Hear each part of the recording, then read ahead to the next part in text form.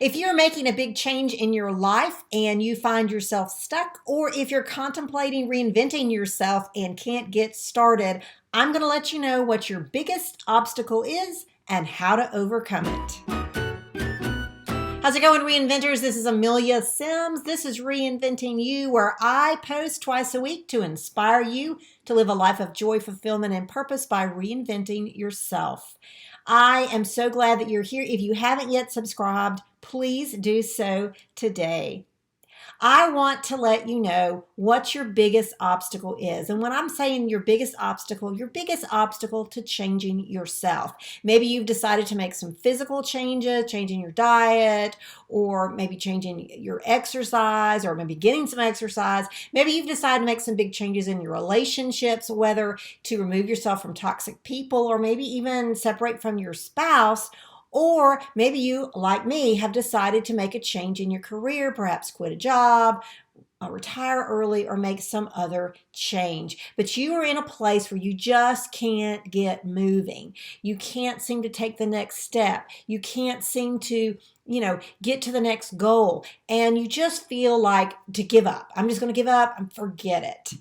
Your biggest obstacle is yourself. That's right. Your biggest obstacle is yourself, and yourself means because you doubt yourself.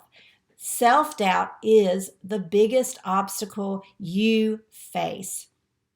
Now up here in the corner, I have a video from Mel Robbins. She's one of my heroes. I watch her and follow her and read her books. If you have a chance, look at that video. In the video, somebody asked her a question about what's your obstacle to making changes in your life. And she said it was self-doubt. And she goes on to talk about that. What Mel Robbins talks about in the video is the fact that even when you've made a commitment to change, you can get stuck when you doubt yourself. Perhaps you say, I'm not good enough, I'm not young enough, I'm not old enough, I don't have the skills, I have not seemed to be getting anywhere, things are taking too long, something's wrong with me, maybe I shouldn't have made these changes, maybe I shouldn't have burned all the bridges in my relationships, whatever it is, you start to doubt. And when you doubt yourself, you physically stop.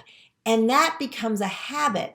Then you convince yourself to not even try. Don't even try to do what you're doing. Don't keep going.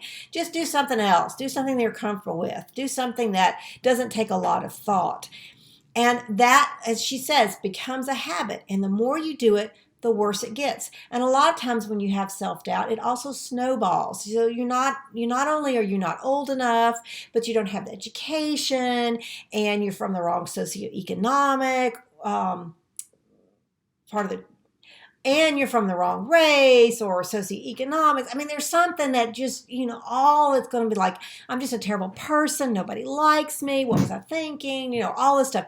That is how self-doubt works. It's sort of like this fulfilling prophecy, and it just gets bigger and bigger and bigger. And that, my friends, is your biggest obstacle to change.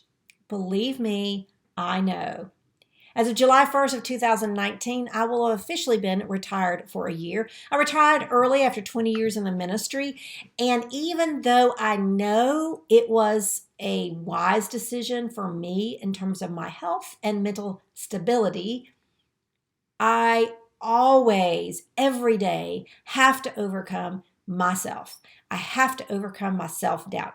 Even today, it felt like, I got up this morning, I was already running late on the video. I didn't have it ready when I normally have it done on a Tuesday. So it's Wednesday morning. I have all this stuff I want to get done. It's supposed to start raining. So, I want to walk the dog, go to the grocery store, eat breakfast, all that kind of stuff before I get started. And I get the video and I do it and I think, oh man, this is great. I'm start editing and I come to the computer and there's something wrong with the memory card. So here I am on my computer, and even though I had just done this video about overcoming self-doubt, I was convinced that I needed to not do this at all. And I could have set up my phone and done it, but doing it on my computer was the easiest thing. Let's just do it, get it done, boom. So let me tell you, every day I have times of self-doubt. I wonder, maybe I should have done this. Maybe I should have done that. And I have to overcome it. So how do I overcome it?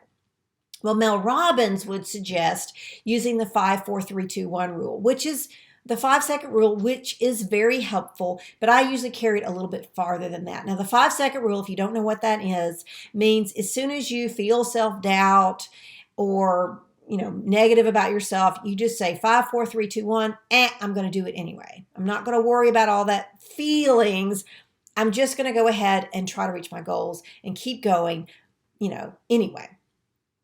What I do is I add something to that. I have to think about things that I've done well because I'm very super critical of myself.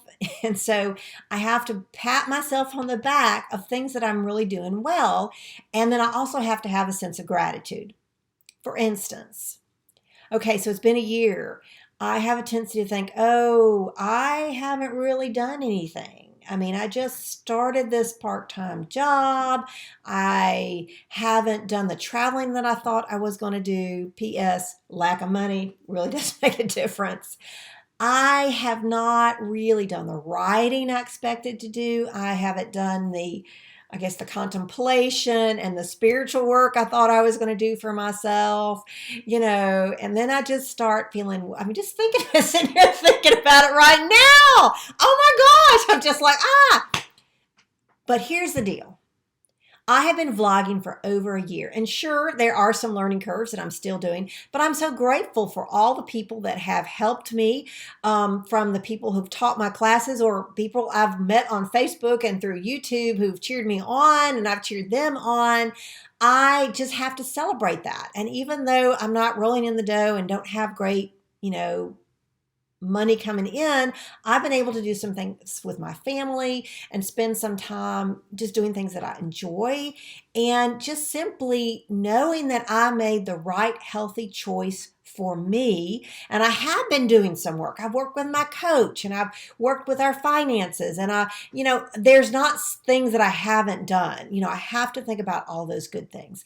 And I also have to, and I kind of mix this in with a celebration, is being grateful. Grateful for the trainers, grateful for my fellow YouTubers. Grateful for you. Grateful for my family who understands that I'm still kind of going through a transition. Grateful for the process of reinventing. That's not a cut and dried point A to point B, but it's sort of like this winding road kind of journey. And I just have to stop and enjoy the scenery. And sure, maybe somebody else has made a huge change in their life and they seem to be doing really well. Great for them. I'm not there yet because I'm an individual and I'm going to do what I need to do for myself. Yes, you are the biggest obstacle. Your self-doubt, your questioning yourself, your criticism of yourself, all of those things, that's your biggest obstacle. You are. So in order to overcome that, I suggest using things like the 5-second rule, celebrating, gratitude. All of those things can be helpful. But if you have another way that you think helps you get over your obstacle of yourself and your self-doubt, please, in the comments below, if you will let us know what that is. Share with others so that we also can benefit. I really appreciate. If you have not subscribed to this channel, you will see my lovely picture here on this page, and you can click on that. Don't forget, if you haven't done it, please check out Mel Robbins' video that I mentioned earlier. And you may also like one of my other videos that I've done recently. Have a great one.